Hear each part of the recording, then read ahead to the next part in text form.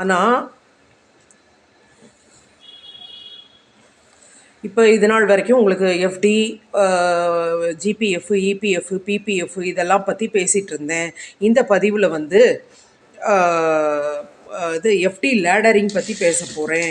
FD லேடரிங்கிறது என்னென்னா வேறு ஒன்றும் இல்லை. நீங்கள் வந்து பிஎஃப் பணத்தை நீங்கள் வந்து இன்வெஸ்ட் பண்ணுற பணத்தை வந்து 1 வருஷம் ஒரு எஃப்டியில் போடுங்க, 2 வருஷம் ஒரு ஃபிக்ஸட் டெபாசிட்டில் போடுங்க, 3 வருஷம் ஒரு ஃபிக்ஸட் டெபாசிட்டில் போடுங்க, 4 வருஷம் ஒரு ஃபிக்ஸட் டெபாசிட்டில் போடுங்க, 5 வருஷம் ஒரு ஃபிக்ஸட் டெபாசிட்டில் போடுங்க. அந்த ஒரு எஃப்டியிலேருந்து உங்களுக்கு இன்ட்ரெஸ்ட் வந்துட்டே இருக்கும். இது ஒரு வகையான முதலீடு. அடுத்தது வந்து பாண்ட்ஸ் இருக்குது. பாண்டுனா கோல்டு பாண்ட் இருக்குது, கம்பெனி பாண்ட் இருக்குது, கவர்மெண்ட் இஷ்யூ பாண்ட்ஸ் இருக்குது. இந்த gold bonds and government issue bonds நீங்கள் கவர்மெண்ட் வந்து இஷ்யூ பண்ணும்போது பிரைமரி மார்க்கெட்லேயே நீங்கள் பணம் கொடுத்து வாங்கி வச்சுட்டிங்கன்னா அந்த பாண்டு வந்து மெச்சூர் ஆகும்போது நல்ல விலை போகும். எப்படி ஃபிக்ஸட் டெபாசிட்டில் உங்களுக்கு பணம் பல மடங்காக கிடைக்கிறதோ இந்த பாண்ட்ஸில் இன்வெஸ்ட் பண்ணுறது மூலமாக உங்களுக்கு வந்து இன்ட்ரெஸ்ட்டும் கிடைக்கும். கம்பெனி பாண்ட்ஸுன்னா, கவர்மெண்ட் பாண்ட்ஸுன்னா நீங்கள் வந்து கோல்டு பாண்டோ இல்லைன்னா வந்து வேறு கவர்மெண்ட் இஷ்யூ பாண்ட்ஸ் வாங்கினீங்கன்னா நீங்கள் வந்து அது நல்ல விலை போகுது அப்படின்னு தெரிஞ்சு நீங்கள் விற்கும்போது உங்களுக்கு அதில் நல்ல ரிட்டர்ன்ஸ் கிடைக்கும். ஆனால் நீங்கள் இது எல்லாமே ஒரு 5 வருஷ காலம் வெயிட் பண்ணி விற்கிற மாதிரி இருக்கும். அப்போ தான் உங்களுக்கு லாபம் கிடைக்கும். நெக்ஸ்ட்டு நான் சொல்ல போகிறது மியூச்சுவல் ஃபண்ட்ஸ் பற்றி. மியூச்சுவல் ஃபண்ட்னா பரஸ்பர நிதி. பரஸ்பர நிதியில் வந்து small cap, large cap, mid cap 3 இருக்குது.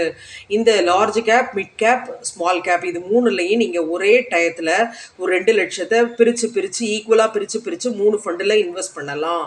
ஏதோ ஒரு நல்ல பெரிய பேங்க் மூலமாகவோ இல்லைன்னா வந்து இதில் ஈடுபடுறவங்க நிறைய பேர் இருக்காங்க, அவங்க மூலமாகவும் நீங்கள் இன்வெஸ்ட் பண்ணலாம்.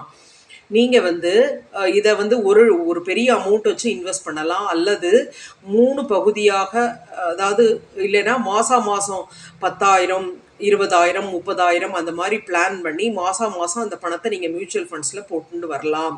இந்த மியூச்சுவல் ஃபண்ட்ஸும் எப்படின்னா நீங்கள் வந்து ஒரு 5 வருஷ காலம் வெயிட் பண்ணிங்கன்னா நல்ல ரிட்டர்ன்ஸ் கிடைக்கும். இது என் பையனோட கல்யாணத்துக்கு வேணும், பொண்ணோட கல்யாணத்துக்கு வேணும், இது பொண்ணோட டெலிவரி செலவுக்கு வேணும் அப்படின்னு நீங்கள் முதல்லையே உங்களோட செலவுகளை வந்து பிளான் பண்ணிக்கணும். அப்போ தான் இதுலேருந்து நல்ல வருமானம் கிடைக்கும். இது வந்து ஒரு வகையான முதலீடு. நம்ம வந்து தங்கம் வாங்குகிறோம், இடம் வாங்குகிறோம், வீடு வாங்குகிறோம், வெள்ளி வாங்குகிறோம், அது மாதிரி இதுவும் ஒரு வகையான முதலீடு. நீங்கள் தங்கம், வெள்ளி போன்றவற்றை டைரெக்டாக, அதாவது நீங்கள் குழந்தைக்கு பொண்ணுக்கோ பையனுக்கோ போடுறதா இருந்தால் பரவாயில்ல. மற்றபடி உங்களுக்கு இப்போ தங்கம் விலை வந்து நிறைய ஏறி இருக்குது. நீங்கள் உங்களுக்கே தெரியும் நம்ம பாட்டி காலத்தில் எப்படி இருந்தது, இப்போ எவ்வளோ இருக்குன்னு. நீங்கள் அதை வந்து கோல்டு பாண்டு அல்லது சில்வர் எக்ஸ்சேஞ்ச் ட்ரேடட் ஃபண்டு மூலமாக வாங்கி வச்சிங்கன்னா அது மேலே போகும்போது நீங்கள் செய்கூலி சேதாரம் எல்லாம் கொடுக்க வேண்டிய அவசியம் இல்லை. உங்களுக்கு அது மூலமாக நல்ல தொகை கிடைக்க சான்சஸ் இருக்குது. ஆனால் இதை வந்து நல்ல பேங்காக பார்த்து நீங்கள் வந்து மியூச்சுவல் ஃபண்ட் அக்கௌண்ட்டை தொடங்கி அந்த திட்டம் மூலமாக தான் நீங்கள் வாங்கணும். அதை வந்து ஒரு பெரிய தொகையாக நீங்கள் இப்போ சில்வர் வந்து நிறைய விலை குறைஞ்சிருக்கு, இந்த சமயமாக பார்த்து நீங்கள் வாங்கி வச்சிங்கன்னா இன்னும் ஒரு 5 வருஷம் கழித்து இதுலேருந்து உங்களுக்கு நல்ல இது ரிட்டர்ன்ஸ் கிடைக்கும். ரிட்டர்ன்ஸுங்கிறது நீங்கள் போடுற முதலீட்டுக்கு உண்டான ஆதாயம், அதை தான் ரிட்டர்ன்ஸ்ன்னு சொல்கிறோம். இப்போ இதுலேயே வந்து புதுசாக ஃபண்டு லான்ச் பண்ணுவாங்க. இப்போ for example state bank of இந்தியாவிலேருந்து quality fund, Nifty 50 index mid cap index fund, அப்புறம் நிஃப்டி 200 இண்டெக்ஸ் ஃபண்டு அப்படின்லாம் ஃபண்டு லான்ச் பண்ணியிருக்காங்க. இந்த ஃபண்டு வந்து அவங்க புதுசாக தொடங்கும் போது NAV அப்படிங்கிறது வந்து நெட் அசெட் வேல்யூ வந்து ரொம்ப கம்மியாக இருக்கும், 10 ரூபா அந்த மாதிரி இருக்கும். நீங்கள் வாங்கி ஒரு 5 வருஷம் அல்லது 10 வருஷம் நீங்கள் வச்சுருந்தீங்கன்னா அந்த 10 வருஷ கால முடிவில் அது வந்து நல்ல விலையேற்றத்தை கொடுக்கும். நீங்கள் வந்து டெய்லி ஷேர் மார்க்கெட் இறங்குமா ஏறுமாங்கிறத பற்றி நீங்கள் கவலைப்பட வேண்டிய அவசியம் இல்லை. உங்கள் முதலீட்டுக்கு நல்ல பலன் கிடைக்கும்.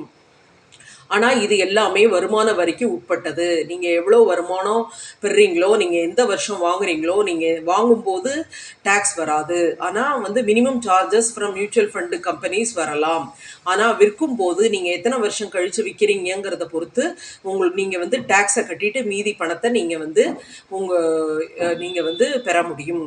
இதுதான் இதில் உள்ள சிறப்பு. இது தவிர இன்னும் வேறு முதலீட்டு திட்டங்கள் இருக்குது. நீங்கள் எப்படி சிஸ்டமேட்டிக்காக இன்வெஸ்ட் பண்ணுறீங்களோ அது மாதிரி சிஸ்டமேட்டிக்காக நீங்கள் வித்ட்ராவும் பண்ணலாம். எத்தனை நாள் தான் சேமித்து வச்சுட்டே இருக்கிறது, நான் என் வாழ்க்கையை என்ஜாய் பண்ணணும் அப்படின்னு நினச்சிங்கன்னா சிஸ்டமேட்டிக் வித்ட்ராயல் பிளான் பேங்க்கில் எழுதி கொடுத்துட்டிங்கன்னா அந்த காலம் முடிஞ்சதும் அவங்களே உங்களுக்கு மாதம் மாதம் அக்கௌண்ட்டுக்கு பணம் வர மாதிரி அதை செஞ்சு கொடுத்துருவாங்க. அதுக்கு பேர் தான் ஒன் டைம் மேண்டேட். ஒரு தடவை நீங்கள் எழுதி கொடுத்தா போகிறோம், உங்களோட பணம் வந்து உங்களுக்கு வர மாதிரி அவங்க ஏற்பாடு பண்ணிடுவாங்க. இதனால் நீங்கள் சின்ன வயசில் சேமித்ததை வயசான பிறகு அனுபவித்து என்ஜாய் பண்ணலாம். இந்த பதிவை இதுவரைக்கும் பார்த்ததுக்கு ரொம்ப நன்றி. தேங்க்யூ.